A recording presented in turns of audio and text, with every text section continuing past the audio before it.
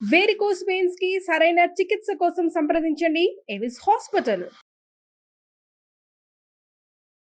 నమస్తే రమగారు. నమస్తే జయ. రమగారు, సంకటహర చతుర్థి దీని యొక్క విశిష్టత, ఆ రోజు అసలు మనము ఆచరించాల్సిన విధి విధానాలు, ప్రత్యేకమైన పూజలు అందరూ చేసుకోవచ్చా? ఏంటి రమగారు అసలు? ప్రతిసారి మాట్లాడదాం జయ. మనం ప్రతి సంవత్సరం వినాయక చవితి అప్పుడు ఇది చెప్తూ ఉంటాం. సంకటహర చతుర్థి అంటే నెలకి 2 చవితులు వస్తాయి. మనం ఎట్లా వెళ్తాం, మన కాలం ఎలా నడుస్తుంది, మంది డేట్ల ప్రకారం పోతుంది. అవును, 1, 2, 3, 4 నుంచి 30 దాకా లేదా 31 దాకా, కొండకుతో 27, 28 దాకానే. అంతే అంతే. అయితే మన హిందూ దీని ప్రకారం, భారతీయ పాత విధానం ప్రకారం చాంద్రమానం నడుస్తుంది. ఈ చాంద్రమానం అంటే చంద్రుడి యొక్క కదలికలతో మన డే మారుతుందన్నమాట. తిథులు అంటాం వాటిని మనం. 28 ఇవి ఎట్లా పోతాయి? 28 కాదు, పోనీ 29, 30 చేసుకుందాం దాన్ని. పాడ్యమి నుంచి మొదలు పెట్టుకుని పౌర్ణమి దాకా 15. ఓకే.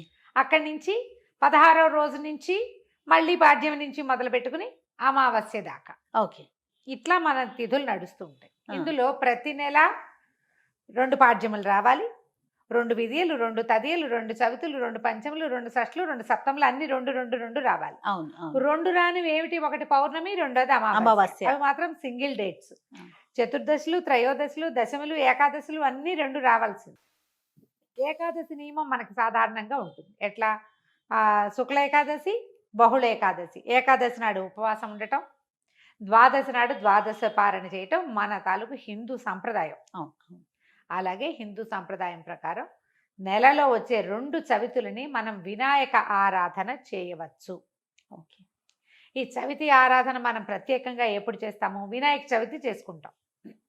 ఒక శుక్ల చవితి సంవత్సరంలో ఒక్కసారి వినాయక శుద్ధ చవితి నాడు, అది మన భాద్రపద శుద్ధ చవితి నాడు వినాయక వ్రతకల్పం చేసుకుంటాం. వినాయకుడి పుట్టినరోజని, ఆ రోజునే ఆయనకి గణాధిపత్యం లభించిందని, వాళ్ళ ఆయన్ని పూజిస్తే అన్ని విఘ్నాలు తొలగిపోతాయని గణాధ్యక్షుడని ఆయన్ని కొలుచుకుంటాం.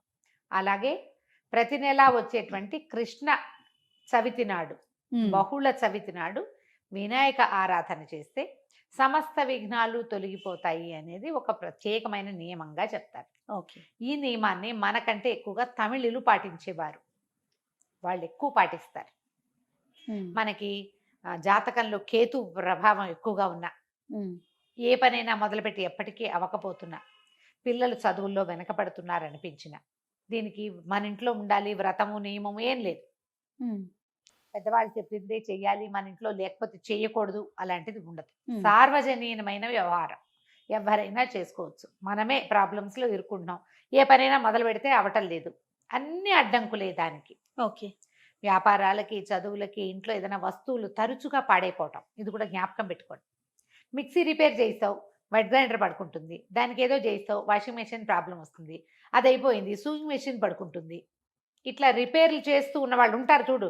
నేను కూడా ఉన్నా ఆ లిస్ట్ లో. అవునండి. నేను ఒకటి రిపేర్ చేస్తే ఇంకోటి వస్తుంది. ఒకటి మొదలు పెడితే పాపం లిస్ట్ వస్తుంది, వస్తూనే ఉంటుంది. మా వాళ్ళ ఇంట్లో ఎక్కిరిస్తున్నారు, ఒకటి రిపేర్ చేయకుండా ఉంచుకుంటే అది ఒకటే ఉంటుంది నీకని. అట్లా ఒకటి వస్తుంది. ఏమీ లేవనుకో, మెళ్ళ పెట్టుకుంటే నల్ల పసలు కొలిసేని టిక్కని విరుగుతుంది, ఆ పస విరిగిపోతుంది. నిజంగా నిజం రమ్మ గారు. చెవిదుద్దులు సీలలు విరిగిపోతాయి. కొంతమంది జాతకాలు ఉంటాయి చూడండి, ఒక వరుసగా వస్తాయి, ఆగితే మళ్ళీ ఆగిపోతాయి. 2 సార్లు 2 బంగారపు వస్తువులు అయినాయి. ఓ వారం ఏమో ఒక 15 రోజుల్లో ఒక మొదటి ఫోర్ట్నైట్ లో చెవిదుద్దు సీల బిళ్ళ విరిగి చేతిలోకి వచ్చింది, పొల్లేమో ఆ గొట్టంలో ఉండిపోయింది. ఇదేమిట్రా ఇలా అయింది, దీన్ని చేయించాలి అనుకుంటున్నా. సరిగ్గా 15 days తిరగంగానే చిన్న గొలుసు ఒకటి పెట్టుకుంటాను నేను, హుక్ దగ్గర విరిగింది. దాన్ని రిపేర్ చేయించా, చెవిది ఈ గొలుసు విరిగింది. గొలుసు ఇంకా రిపేర్ చేయించలేదు, ఉంచారు. మళ్ళీ ఇంకోటి వస్తుందని. నెక్లెస్లు అవి లింకులు ఊడిపోతే ఏం చేస్తాను, అలా అనిపిస్తుంది నాకు. ఇలాంటి వాళ్ళు వీళ్ళందరూ సంకటహర చతుర్థి చేసుకోవచ్చు. సంకటహర చతుర్థి చేసుకుంటే బిజినెస్లో ఇబ్బందులు, చదువుల్లో ఇబ్బందులు, చిన్న చిన్న ప్రమాదాలు, ఇళ్లలో ఏ పని అనుకున్నా అవకపోటాలు, వీటన్నిటికీ సమాధానంగా ఉంటుంది. జాతకాల్లో అయితే మాత్రం కేతువు తాలూకు ప్రభావం ఉన్నప్పుడు, కేతువుతోటి ఇబ్బందులు పడుతున్నప్పుడు, గ్రహస్థితుల్లో కేతు ఉన్నప్పుడు కూడా మనం ఇది చేయమని చెప్తారు. ఏదైనా ఇంటి ప్రయత్నం చేస్తున్నప్పుడు ఆగిపోతుంది, అప్పుడు కొన్ని వారాలు మొక్కుకుని మనం కొన్ని నెలల పాటు చవితులు చేసుకోవచ్చు. ఈ చవితి చేసుకోవడానికి పెద్ద విశేషమైన చేత ఏమీ లేదు. సింపుల్ వినాయక పూజ. ఓకే. దీనికల్లా పగలు ఉపవాసం, చుక్కలు కనపడ్డాక భోజనం. ఆ చుక్కలు కనపడ్డాక ఉండ్రాళ్ళు కుడుములు చేసి బియ్యపు రవ్వతోటి చేస్తాం కదా. అవును. అవో మీ ఇళ్లలో ఎలాంటి అలవాట్లు ఉంటే పాలతాకలే పెడతాం వినాయకుడికి అని మీకు అలవాటు అనుకో, పాలతాకలు పెట్టండి, మన అలవాటు ప్రకారం పెట్టుకోవచ్చు. కుడుములో ఉండ్రాళ్ళు ఆయనకి నివేదన చేసి నమస్కారం చేసుకుని చంద్రుని చూసి అన్నం తినేసేయచ్చు. పగలు ఉపవాసం ఉండే సంకష్టి అంటారు మహారాష్ట్రియన్స్, కన్నడిగులు బాగా ఎక్కువ చేస్తారే? ఉంటారు. బాగా ఎక్కువ ఉంటారు.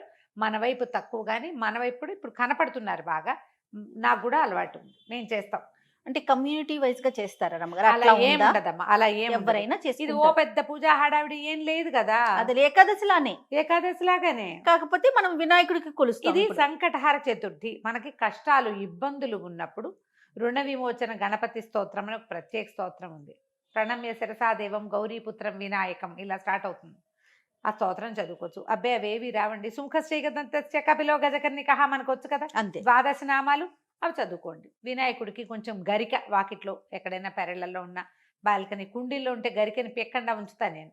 ఆ వినాయకుడు పెట్టుకోవచ్చు అని చెప్పి బుధవారం నాడు పెట్టచ్చులే అని ఆ 2 గరిక పోచలు వినాయకుడికి సమర్పించడం, ఉండ్రాళ్ళు సమర్పించి నమస్కారం చేసుకోండి. ఇది చాలా మంచిది. మరి పసుపుతోటి వినాయకుడిని చెయ్యాలి అదేదో సిద్ధాంతంగా చెయ్యొద్దమ్మా. ఎంత సింపుల్గా అయినా చేసుకోవచ్చు. సాయంకాలం సమీపంలో ఉన్న ఏ దేవాలయంలోనే గణపతి చతుర్థులు చేస్తారు. అన్ని చోట్ల వినాయక ప్రతిష్ట ఉన్న ప్రతి చోట సంకటహర చతుర్థి పూజ చేస్తారు. వెళ్ళి గుళ్ళో పూజ చేయించుకోండి, హాయిగా ఇంటికి వచ్చి భోజనం చేయండి. అంతే. కుడుములు ఏమైనా ఉండి మీ గుళ్ళో వాళ్ళు ఒప్పుకుంటే, ఆ దేవాలయం పద్ధతిని బట్టి కదా, ఒప్పుకుంటే మీరే కుడుములు తీసుకెళ్ళి స్వామివారికి అక్కడ నివేదన చేసి అందరికీ ప్రసాదం పంచిపెట్టండి. వినాయకుడికి వచ్చిన బెల్లం ముక్క నివేదన పెట్టడం ఒక అలవాటుగా చేసుకోండి. మనకి ఇలాంటి సమస్యలు ఉంటే కనుక తప్పకుండా కొంచెం బెల్లం నివేదన పెట్టడం, వినాయకుడి కోసం ఒక దీపారాధన చేయటం, దీపం పెట్టుకోవటం, దీపం పెట్టగానే వినాయకుడికి సంబంధించిన శ్లోకం చదువుకోవటం, ఓ బెల్లం ముక్క ఖచ్చితంగా నువ్వు పళ్ళు పెట్టు, పాలు పెట్టు, అవి ఏమైనా పెట్టుకో, వినాయకుడికి బెల్లం ముక్క పెట్టాలి. ఇలా నివేదన పెడితే మనకి చాలా సమస్యలు తీరుతాయి. ఇప్పుడు నవంబర్ 1 వచ్చినట్టుంది, అవునండి. అంతేనా? అవును. ఆ ప్రతి నెల చూసుకోండి, క్యాలెండర్లో ఉంటుంది. మీరు ఈజీ మెథడ్ ఏంటి, క్యాలెండర్లో నోట్ చేసి పెట్టుకోండి. ఇందులో మళ్ళీ ఒక స్పెషల్ ఉంది. మంగళవారాలు గనక ఈ చతుర్థి వస్తే చాలా విశేషం. అంగారక చతుర్థి అంటారు దాన్ని. అది చాలా విశేషమైంది. అది ఎక్కువ సమస్యలు తీరుస్తుంది, ఇంకా ప్రాబ్లమ్స్ తీరుస్తుంది. దీనివల్ల బ్రహ్మాండం బదలైపోయి వానికి ఏదో వస్తుందని కాదు, కొన్ని జాతకపరమైన సమస్యలు తీరుతాయి. ఏ పనులు కానప్పుడు మనకు ఒక శాంతిగా ఉంటుంది. మనం ఈ పని చికాకు చేస్తే. తగ్గినా చాలు కదా చాలు. అమ్మగారు. చికాకు ఏదో తగ్గినా వచ్చి మీద పడక్కర్లేదు.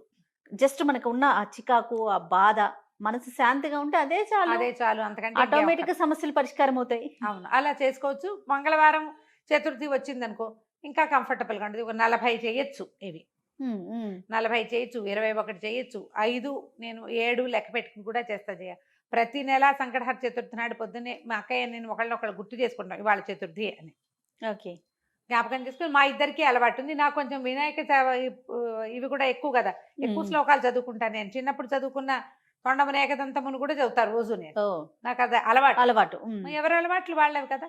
మీరు అలవాటు చేసుకోండి. ఏదైనా ఇలాంటి సమస్యలు ఉన్నప్పుడు ఇట్లా చేసుకోవచ్చు. ఇది కొన్నాళ్ళు చేసి మానేయచ్చా లాంటి ప్రశ్నలు వస్తాయి ఎంతసేపు. కొన్ని వారాలు నియమంగా పెట్టుకోండి, కొన్ని నెలలు, ప్రతి నెల సంకటహర చతుర్థి చేయాలి. 2 సార్లు సంవత్సరం 2 సార్లు వస్తుంది కదా. మీరు కృష్ణ చతుర్థి మామూలు చతుర్థి కూడా చేసుకోవచ్చు. లేదా నేను సంకష్టే చేస్తాను అంటే కనుక సంకష్టులు మాత్రమే చేసుకోవచ్చు, సంకటహర చతుర్థి మాత్రమే చేసుకోవచ్చు. ప్రతి నెల చేస్తే ఇప్పుడు సంవత్సరం చేద్దామని మొక్కున్నాం అనుకోండి, 12 అవుతాయి. ఒకవేళ మధ్యలో ఒక నెల పీరియడ్ వచ్చింది, ఆడవాళ్ళకి సమస్యలు వస్తాయి, ఇంకోసారి మళ్ళీ మొదలు పెట్టక్కర్లేదమ్మా, కంటిన్యూ చేసుకోవచ్చు. దీనికి మీరు ఈజీ మెథడ్ ఏంటంటే, ఇప్పుడు స్మార్ట్ ఫోన్లు వచ్చినాయి కాబట్టి స్మార్ట్ ఫోన్లో చూసుకుని పెట్టుకోండి డేట్లు. నేనైతే క్యాలెండర్లో రౌండ్ ఆఫ్ చేసి పెట్టుకుంటా ఇవాళ చతుర్థి అని. వాళ్ళు కూడా ఎర్ర వినాయకుడు బొమ్మ వేస్తుంటారు, అక్కడ వినాయకుడు బొమ్మ కనపడుతుంది, టీటీడీ వాళ్ళ దాంట్లో కనిపిస్తూ ఉంటుంది. సో గుర్తుపెట్టుకుని ఆ రోజున మీరు చేయవలసింది ఏంటి, వినాయకుడికి సంబంధించిన స్తోత్రం చదువుకోవటం, 2 గరిక పోచలు తెచ్చి వినాయకుడికి సమర్పించడం, కొంచెం కుడుములో ఏవైనా నివేదన చేయటం, పగలు ఉపవసించి చంద్రుడు కనపడ్డాక దండం పెట్టుకుని భోజనం చేయటం చేసి చూడండి. మీకు చాలా ఇబ్బందులు తొలుగుతాయి. పెద్ద విశేషంగా ఏదో మాత్రం కాదు, మంచిది. మీకు ప్రధానమైనది ఏంటంటే ఇబ్బందులు తొలుగుతున్నట్టు కనపడుతుంది. కానీ అది రైట్ అమ్మగారు. నమస్తే. నమస్తే జీ.